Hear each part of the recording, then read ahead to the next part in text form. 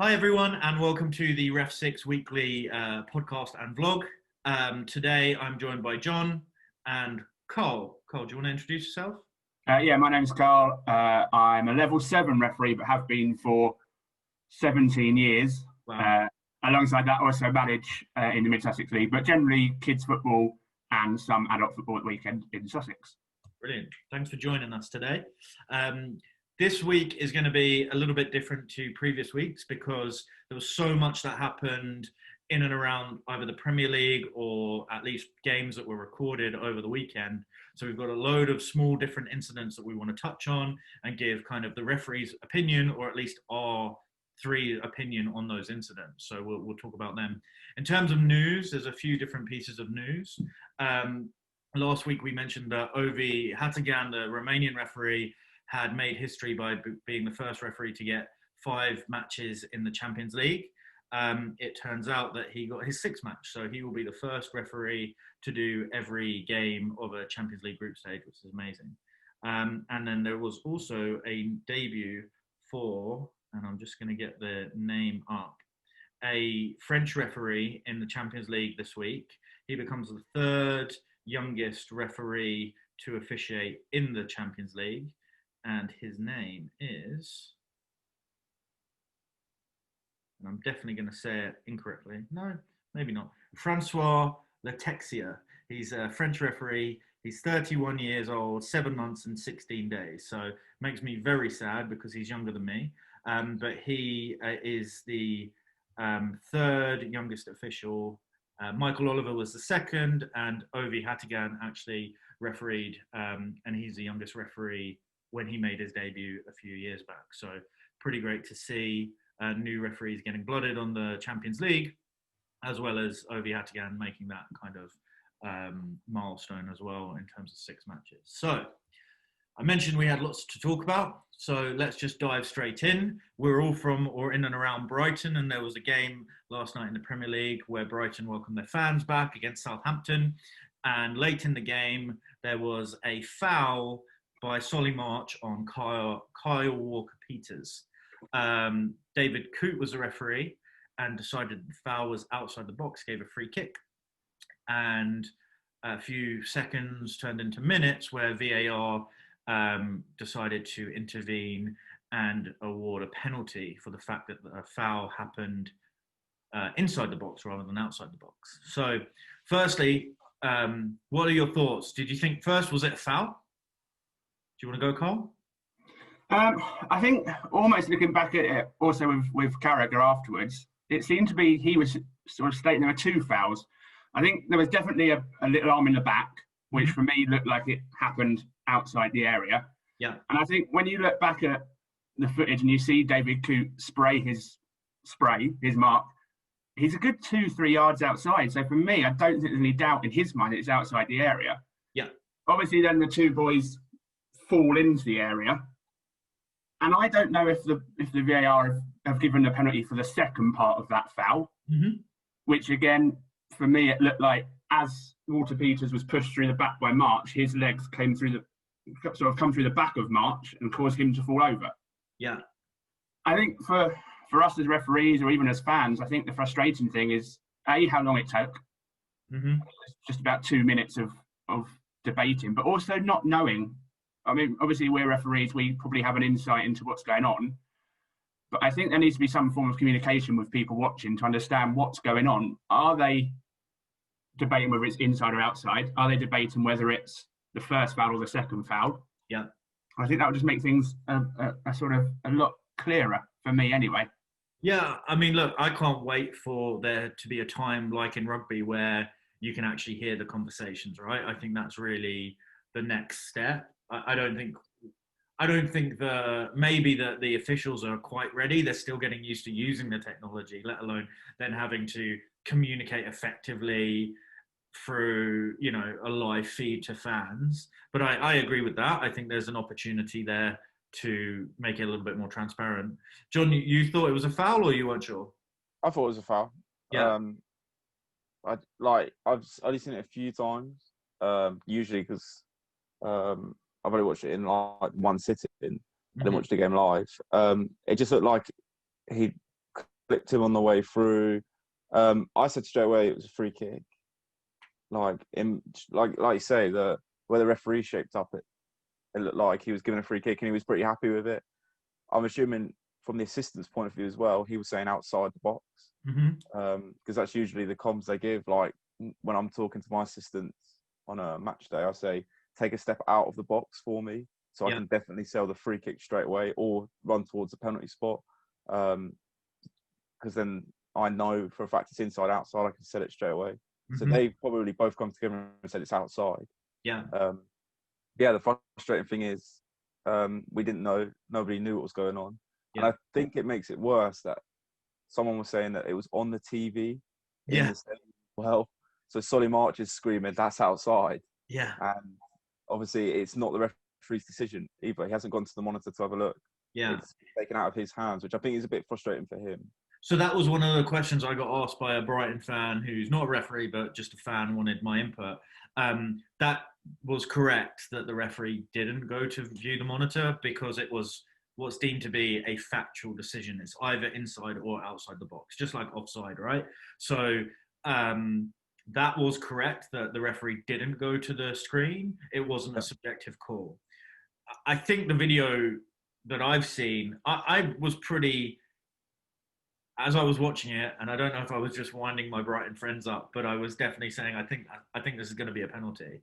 And I just don't know if that... I don't know if clear and obvious kind of comes in here because it's a factual decision. Like I said, it's not a subjective call.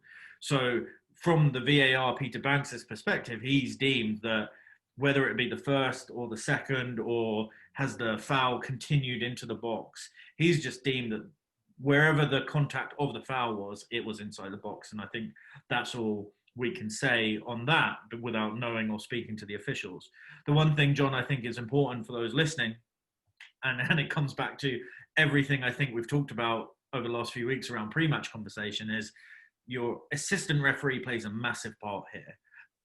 If in your pre-match as a referee, you tell them, like John said, if you think it's a foul, take a few steps away from the penalty area up the pitch, then all of a sudden you've become that visual aid to the referee, because you have the best view. Actually, the assistant has the best view out of everyone because they're side on, they can see where the players are, and if you think it's a penalty, get down to that corner flag, and that's another visual aid to the referee. So as I'm blowing the whistle as a referee, if I'm looking at my assistant, I know now if I'm just putting my arm up for a free kick or if I'm pointing to the spot. So that's definitely something to take and learn from it. But yeah, one of the things, Carl, you mentioned, it'd be great to listen to the conversation. I think that's got to come eventually. So cool.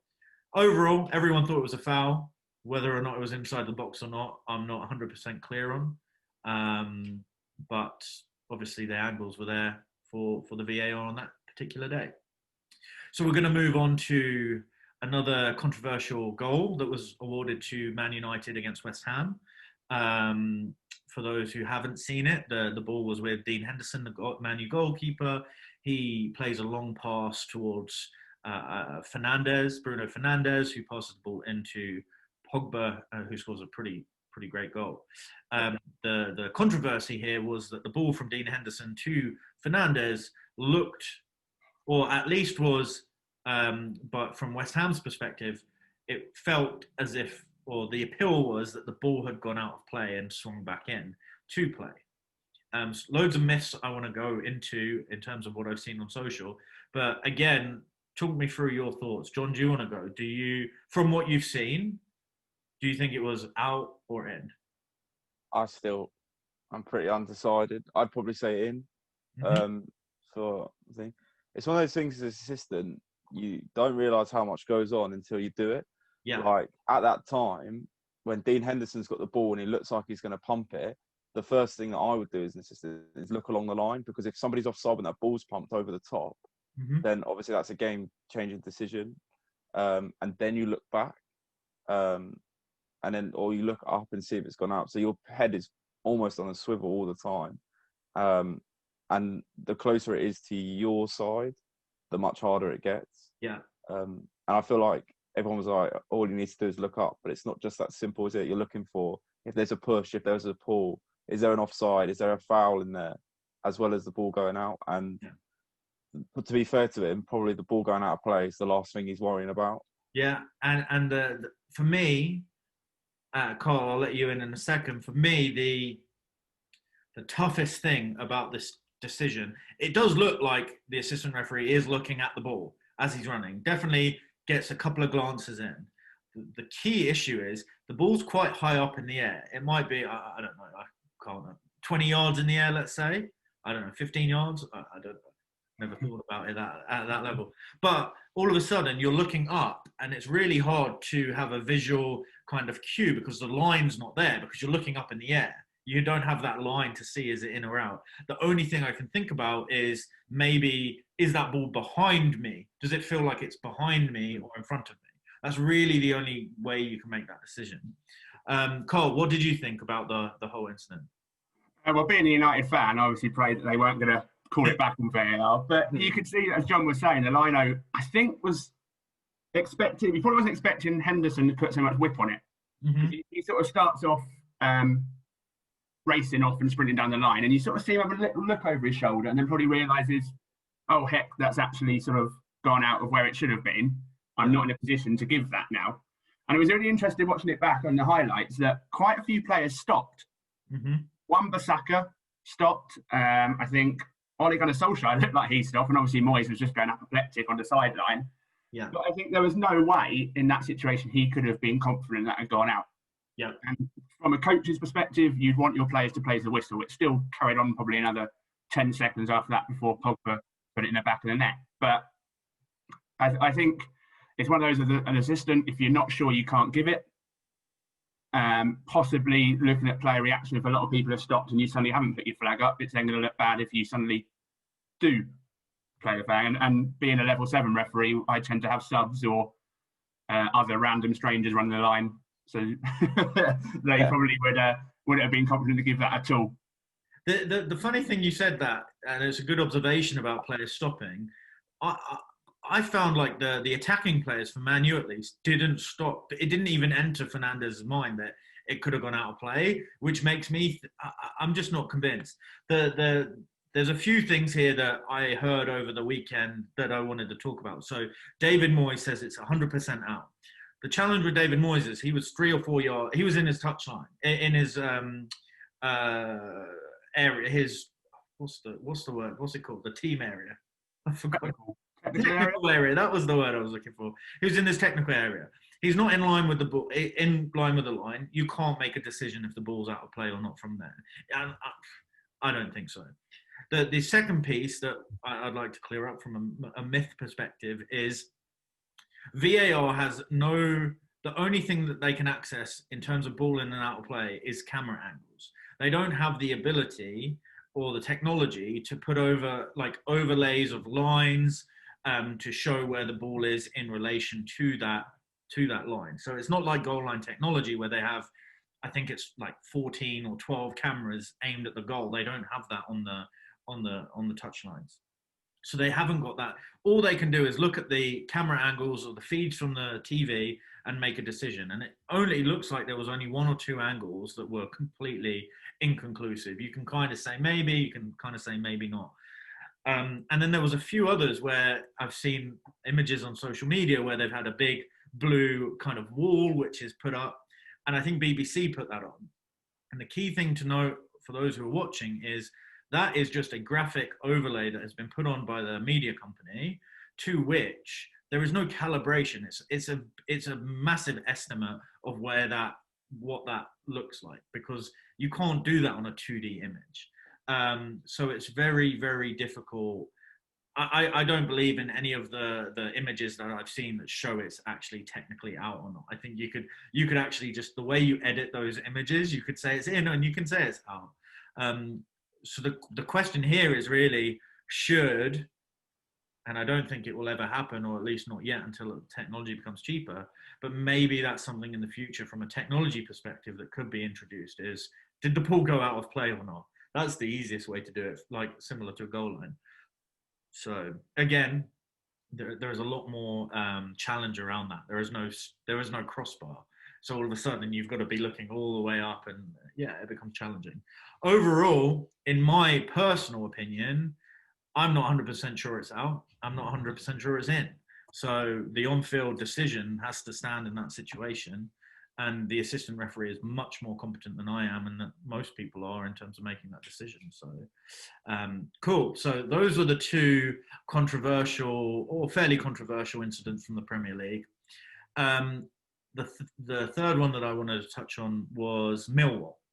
So this weekend in England, fans were allowed back into stadiums in the country. Millwall were playing Derby in the Championship, and as been the case in many elite games, the players and the referee take a knee before the game. What happened during this? And they only take a knee for about 8 seconds. And during that time, the Millwall fans, or some Millwall fans, were booing that gesture. So I don't want to get into the ramifications of were they correct or not to boo the incident. What I want to know is what goes through our mind as referees during that time, and should it have any impact on the way we're about to referee a game? So John, do you want to talk about your thoughts, like if that would happen in your game? What are you thinking? That's tough in terms of like your game, because it's not technically your job, is it? In terms of it's not your responsibility. But if a player came up to you and said, "I'm now uncomfortable," then it becomes your problem, because you're there for the players. And I remember this being a big thing when England got booed, or Tyrone Mings got booed. In Bulgaria. Yeah, is that what it was? Yeah. There's a big process that you have to go through. So for us, I'm pretty sure, for me at level 4, it'd be the same thing. I'd go over to the chief steward and say, like, this is not unacceptable. And from my level, it's probably easier to pick out people doing it. So there is a better process and making sure the player gets comfortable. But we had this, I think we spoke about this the other week, and if a player said that he wanted to walk off, like, he was uncomfortable with that, then there's not a lot I can do. I'd support him if I thought that he was uncomfortable. And yeah, if nothing gets said before the game, I feel like I'd have to take it with a pinch of salt. But as soon as a player then tells me he's uncomfortable, then it becomes an issue. Yeah. It's a really tough one. I think for me, I think the key thing as a referee to know if a player doesn't come up to you is to note that the first few minutes of that game, the tensions may be raised, right? Because the players may feel, some form of negative effect of that, and it might raise the temperature of the game straight away. Possibly. It's not definite, it's a possibility. Cole, what about yourself? You said you're a manager too. If a player came over and let's say you were there, the manager of Derby or even Millwall, and that a player came over, what are your conversation with that player going to look like? I think obviously you've got to, as John said, you've got to respect the player's decision. It's hard to pick out without getting into political arguments, because that's not what this is for. Yeah, it was hard to pick out what they're booing for. Sure. And I know in their game tonight against QPR, there's a massive sort of anti-racism viewpoint to it, and they're all changing their kits and doing that to sort of spin that. But I think if a player was feeling uncomfortable, as much as I could try and persuade them to carry on, it's sort of their viewpoint. If they're not wanting to take part because they're feeling upset or it's too much, and I think you have to sort of accept their rights, that they have the right to do that. I think the referees are in a tricky position where it's up to the managers or the clubs before the game to decide whether they're doing that, take the knee or not, rather than having a sort of set, we are doing this, because obviously that's open to interpretation. Yep. I've only come across it once at an under 13 game where one team requested to do it. The other team weren't quite sure about what was going on. So it was more of that educating about why that happened, which I think at that level is quite handy as well. Yeah. Sort of to bring up the anti-racism campaign more so for the younger viewpoint. But yeah, certainly the referee's got his hand tied in that one. Although there's only 2,000 fans, it would be hard to pick out exactly who was. Yeah, definitely. Yeah, and I think we must reiterate, we don't. almost certainly wasn't 2,000 fans, all the fans, but there was definitely a section. The key, I'm going to throw a different one out. We've talked about players who are really they're under our stewardship, but they're free to make their own decisions. What if I'm your assistant referee on that day, and I go, Carl, John, I'm sorry, mate, this has completely just ruined my mindset. I'm not sure I'm up for this anymore. I just thought of that on the spin, so I should have mentioned it before. What do you? Yeah, what's going through your mind then? Because look, I'm adamant. I'm not gonna run a great line for you now. I'm completely gone. What's the best thing for you to do in that situation? Would you be considering, okay, as a team, let's all come off and show us solidarity? Is that okay? Wow, I need to find a new assistant referee now. Like, I've just thrown this at you. So you got to think on your feet. This is going to happen. This could happen on a Saturday. So John, you go for it. You seem like you're. Yeah, I'm ready for this. It's a bit like an injury, I think. If he's not ready to do it and doesn't feel like he's going to do it, we all walk off and inform the managers that we are walking off because somebody feels uncomfortable. Yeah. And then I'd get the managers in and say, this is the situation. Obviously, I'd talk to the assistant first and say, look, it doesn't matter, we'll find someone from the crowd and we'll replace you. Because I'd rather you be comfortable in the changing room and stay here for 90 minutes than go out there and feel uncomfortable. Because the last thing that I want him to do is feel like he's being attacked from everywhere, because it's not just that he won't run a great line, but he'll also be very anxious. Him or her will be very anxious all the way through.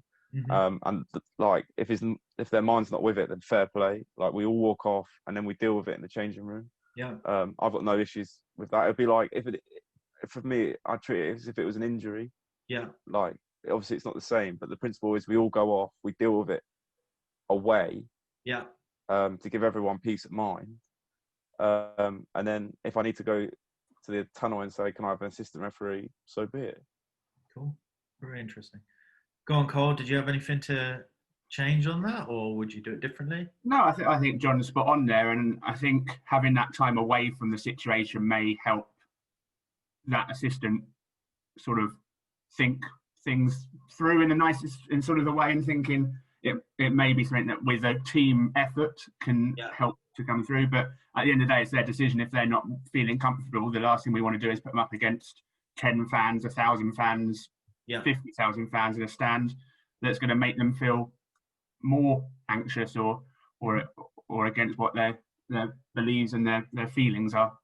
Yeah. No, I think it's a very interesting time at the moment. I think the fact that these conversations are being had are really important. And so, yeah, cool. Thanks for your What would you do, Hassan? Look, I obviously feel very strongly about this subject. I've kind of said it before, and that this. If it was, let's say I'm the referee, because then I can make the decisions here, right? I probably would feel personally uncomfortable, and I'm very happy to be the person that sets an example and falls on my own sword here. So I may be in my head considering personally walking off the pitch and saying, look, I don't feel that response to that gesture was the right thing in this arena, right? This is my job technically, right? And I don't feel comfortable performing to my job in that type of environment. Let's just say that. So I would be considering, I'm not saying I would definitely do it. I would be considering maybe here's an opportunity to make a stand, make a point, and walk off.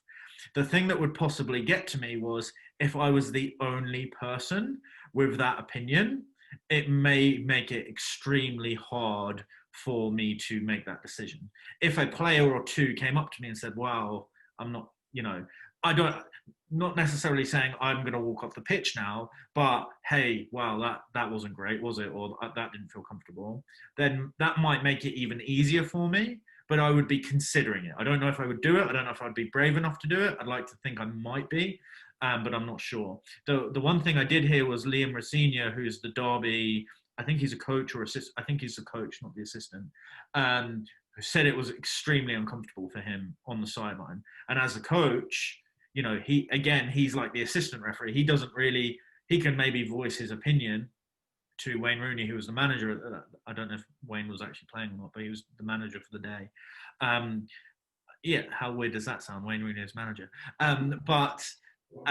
You know, like I said, I think I'm glad conversations are being happened about it. But yeah, I think we as referees have got to think about these things, because a lot more things are happening that are very different to the norm, and we've got to have a plan or a process in place should any of these things happen. Sadly, I think is the key. But let's move on. Let's move on to another subject. So we've got two from abroad. There was some really interesting clips that, you know, have got shared around social media. And the one I'm going to start with is in Germany. So it was Stuttgart against Werder Bremen. And it was quite a calamitous goal that led to this specific incident. But basically, a defender had tried to pass it back to his goalkeeper or something, or vice versa.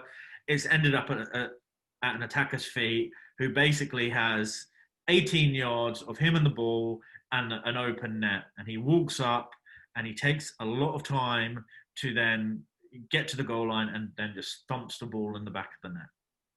The Werder Bremen team and the players and defenders started to, you know, crowd the attacker, and basically, you know, they felt disrespected by the fact that the guy didn't just pass the ball into the back of the net. He took his time and kind of showboated. I think, John, you like the word shithousery on that one, right? Yeah. You know, it was quite funny. What proceeded was the referee then gave the striker a yellow card. And, you know, I haven't seen, or I don't know if it's been documented on what the reason for the yellow card is. I can only speculate. But yeah, keen to talk about this one, because this is not one I've seen before. And really, what do you think the referee gave a yellow card for? Do you want to go, Carl? It's probably going to be under the unsporting behaviour, lack of respect viewpoint, which I can see it in two minds, or three as a player, coach and official. I think the fact that it was only the second goal, so they went 2 up with that in the 91st minute. So there was only a couple of minutes to go. I think if it had been 7 or 8-0, I think there's definitely a lack of respect. And as the term John said, I wasn't sure I was allowed to use that term on here, but definitely a bit of shithousery going on with them. And I think the referee could obviously see that. I think there was one player that went absolutely storming towards the striker after he scored and started getting in his face. And I think at that point, the referee's gone, oh, hang on, I've got a bit of a problem here. Mm-hmm. I've got to be almost not seen to be doing something about it, because I guess if he then doesn't produce a yellow, then are the opposition team going to be thinking, well, hang on, do you agree what he's done there? Yeah. Again, I suppose as a referee, you've got to think, is it going to cause any animosity? Mm-hmm. Has it been one of those games already? 91st minute, 2-0. I don't know if I think as soon as the big number 9 comes running towards him, I think the bloke himself has realised what he's done and probably regretting that. But I think it was it Balotelli that did it for Man City once and just got hauled off by Mancini, you know? I think he tried to backtail the ball in the back of the net and just got hauled off. So I think the manager could have had something to do with that situation as well. I think I slightly off time. I had a player that we were winning, I think 14-0 at one point, and he started. I said, just calm down, stop showboating. And next thing he's just controlled it with his shoulder and shouldered it down. So I just went, ref, sub, please, and just pulled him off straight away. And I think the coaches in that situation have probably got something to do with it as well. And the ref has probably felt that he's had to do something to show, not solidarity as such, because obviously there is the yellow card for unsporting behaviour. Mm-hmm. Would I have booked him? Probably so. Okay. Really? But probably had a little chuckle with him on the sideline with anyone seeing. Interesting. Okay. No, that's cool, because I'm going to be honest, I don't think I can find a yellow card there myself. Yes, unsporting behaviour gives you kind of a wide remit to give a yellow card, right? For me, some people were questioning, well, hold on, if they gave him a yellow card when did the unsporting behaviour occur? Was it prior to that ball crossing the line, and should it have been a free kick? Which would have been a completely bigger story, I guess. And you know, John, you go while I get my thoughts on this one. Yeah, there's a lot of things probably going through the guy's head. Like you say, it's the 91st minute, so a little bit of time wasted in there in terms of his walk to the goal line, which I was expecting him to get on his feet and then head the ball in. I was ready for that. Then I would have been more annoyed. Like I think he's tried to waste a little bit of time, smash it in the back of the net, make it difficult for the defenders to pick it up again. Like, I think it's part and parcel of the game. I think what's made it worse is the striker, or the number 9, I think it was, has come steaming in. Yeah. And if I was the referee, as controversial as this could sound, I'm booking the guy that's come steaming in for adopting an aggressive attitude. Mm-hmm. Because like you said, I can't find a yellow card for him. Like, he's not delayed the restart because he's walked straight away. The ball's in play. Ball's in play. So the only yellow card I saw, and when I first watched it, I thought that the guy that came steaming in had got booked. Yeah. Not the guy that was time wasting or whatever it was for. Yeah. And that's where I find that's what I thought the yellow card process would have been for him. Yeah. Because like I say, I'm king of the shit houses, and like I can't find it. I not endorse that style of play, but I'm happy for it to be part of the game. Yeah, exactly. So for me, the one thing, Cole, that you mentioned, which was interesting, that may help, was it a temperature cooling yellow card, whereby, you know, the referee has seen that it's absolutely caused havoc amongst the other players, that the punishment of a yellow card kind of subdued the rest of the players, and it was saving him the last couple of minutes. That maybe I can kind of get on board with that, possibly. But I think the other player should have got a yellow card too. I think if you're going to do it, maybe both. Again, I can't find a yellow card for the striker, but if in my mind, that may help me cool the rest of the temperature down of the other players, maybe I could get there. But I think I'd also have to give a yellow card to the defending team's player that ran in as well. So yeah, really interesting one though. Definitely like a very interesting goal in itself, because it was, you normally the players tapping that in the back of the net and running off and celebrating. This guy took a few extra seconds than was needed. Cool. And then the last one that I wanted to chat to you guys about, again, was in it was literally the last minute of the game in Sweden. And it was AIK against Elfsborg. I need to work on my pronunciation, I'm sure. But I think this shows actually that, you know, you can't switch off. It's going into the last few minutes. You've got to really pep yourself up as a referee and make sure your spidey senses are right back up, right? You know, don't switch out. Don't look at, 85 minutes on the clock, cool, I can coast the last 5. That should be the time where you actually try and referee more than you've been refereeing the rest of the game, possibly. Or just have that spidey sense up. But let me describe what happened. It was 93rd minute. It was 2-2. And I believe, I just wonder if it was a cup game or not, but I'm pretty confident the goalkeeper for AIK was up. So it must have been some form of... I love that. That was the best thing about that clip. Yeah. They must have needed a goal. Whether it was a cup game, there was an aggregate, or they just needed to win for the... I don't know. And we should have done some more research on that. But the goalkeeper was up. So what's happened? So the corner has come in for the white team, AIK. And an attacker's gone up to head the ball, and it's just gone completely wide of the goal. But the ball's gone off the pitch and ended up with the corner taker.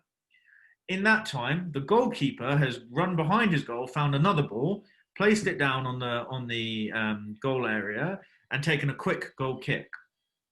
The yellow team, Elfsborg, are attacking, having this quick counter-attack with the goalkeeper running back, potentially about to shoot and score a goal in an open net. It would have been some hit if he did it. There was a few people in the way.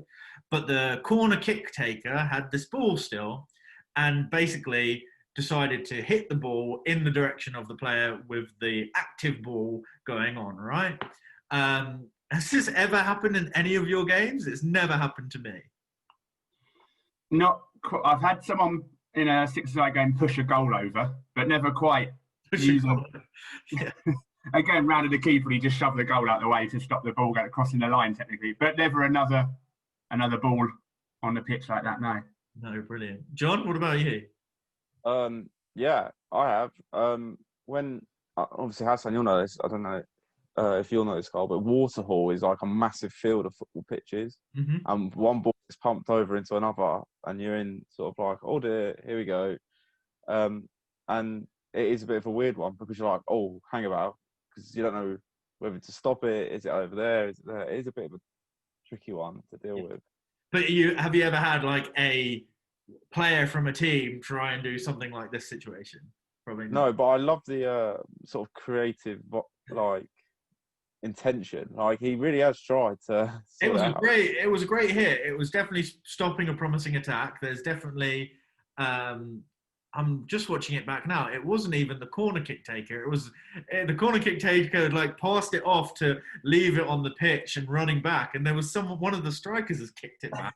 I thought the corner kick taker had looked like he'd taken the goal kick and then was running with the ball. Yeah, back. I thought he'd played on. And I was like, oh my god, what's going on here? It was a crazy one. So look, again, the incident, the referee did exactly what was meant to happen. I wanted to throw this out there and just quiz you, I guess, a little bit. If that was the manager of the opposition team who did it, there is a correct answer on this, what should the sanction be? John, do you want to go with this one? I'm going to go with, I don't know. I'm sending him off. It is a red. Okay, thank God. There is something in the laws that state if it's the manager or any team official, it could be a substitute, kicks the ball and interrupts the play. It's the same thing as if the manager came on and tripped up a player. It's not part of their jurisdiction and they should not be doing that. So, yeah, just crazy incidents all round, I think, this weekend. A lot of different variations. Carl, I'm going to ask you a couple of questions, if that's okay. You mentioned that you're a manager. Is it a youth team or an adult team? Both. I've managed a youth team, but now I'm with Newark. Okay. So as a referee as well, like how much are they two completely different hats, or do you try and ensure your players are on their best behavior amongst referees because you're part of that fraternity? Or is it like, hey, no, I'm the manager, I'm doing everything I can to win, and I'm just intrigued by that. I think there's part of me that if I was to look at myself on a Saturday would probably regret some of the things I do, and I always apologise. I know a lot of the guys that turn up at Newark or wherever we are to referee, and I think because obviously being a referee, there's things that I see that I might give as a foul and then isn't given as a foul. That might annoy me more. Yeah. But I'm massively annoyed when players I've only had one in the sin bin since that came in our level. So I do try and keep them as responsive as possible.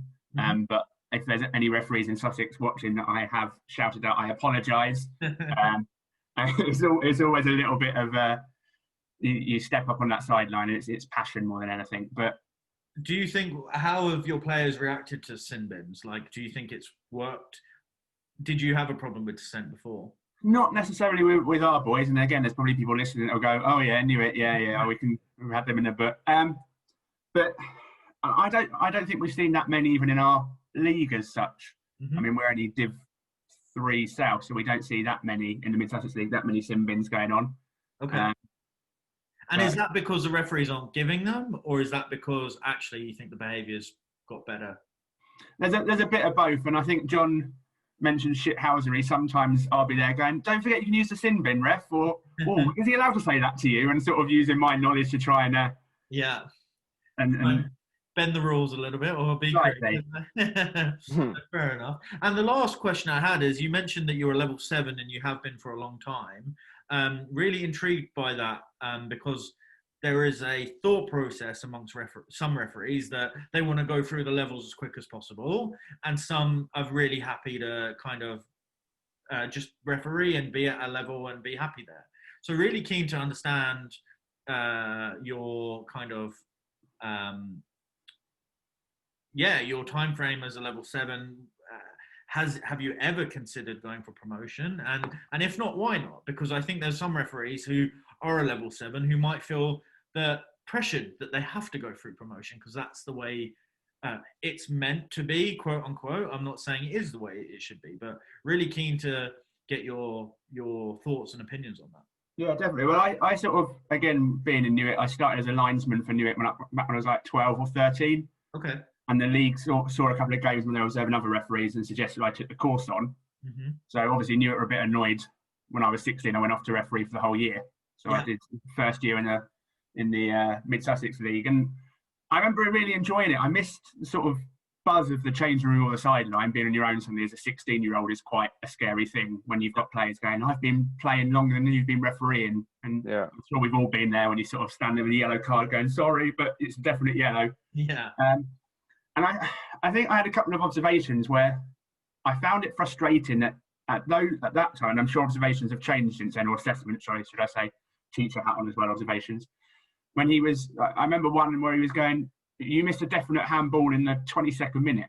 And I was like, well, was that the one that just popped up and skipped up? And he was like, yeah. I was like, well, I thought that was just ball to hand or accidental. Yeah. And I think that almost not illusionized me as such, but made me wonder what I wanted to do with it. Sure. I've never been the fittest of blokes. I can run around quite happily. Yeah, I'll join you on that one. Don't worry about that. I mean, not to quote the product, but REFSIX normally doesn't tell me I've been running as much as it feels I've been running after a game on a Sunday.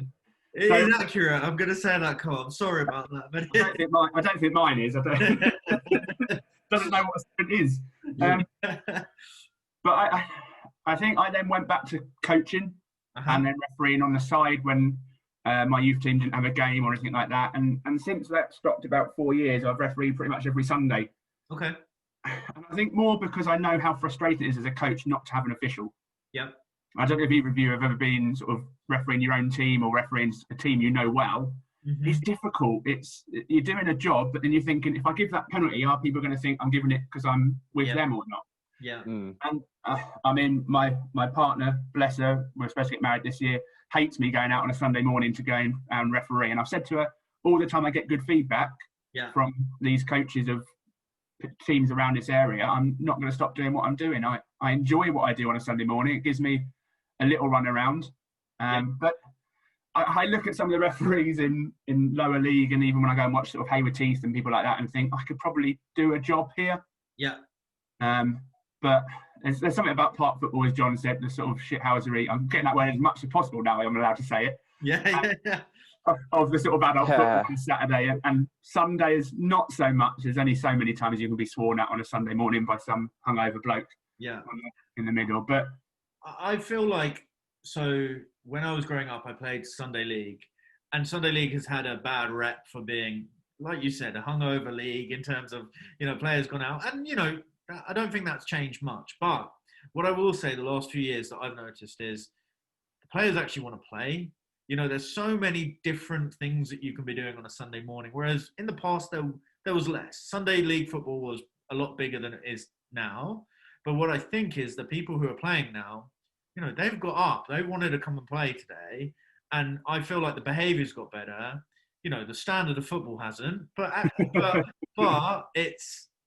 I find Sunday League football is probably the most community-feeling football that exists.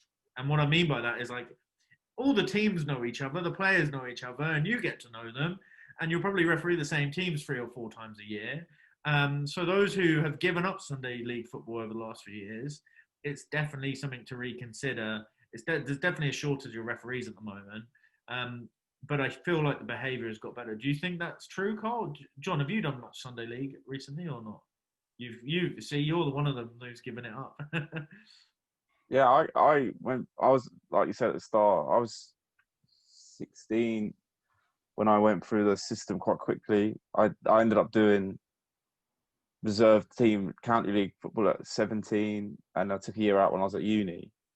But yeah, I've never really done Sunday league. I flew up, and then I've been quite lucky enough that I've been promoted quite quickly, and yeah, I've been doing county football for quite a while now. So Sunday league is something I quite like, as in like I did a Mid-Sussex game the other week, but it's not something that I've grown up with, if that makes sense.